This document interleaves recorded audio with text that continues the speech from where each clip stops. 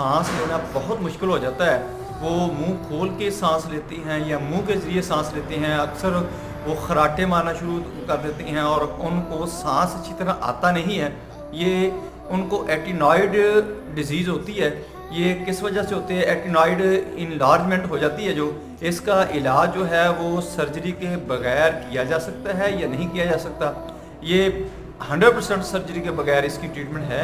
आपने बच्चों की सर्जरी नहीं करवानी, ये मेडिसिन आपने इस्तेमाल करवानी है।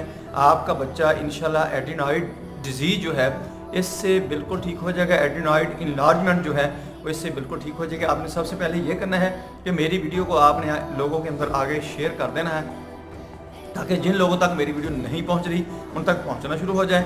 और आपको इसका फ़ायदा ये होगा कि आपके नॉलेज में इजाफा होगा। हेल्थ के मुताल्लिक आप डॉक्टर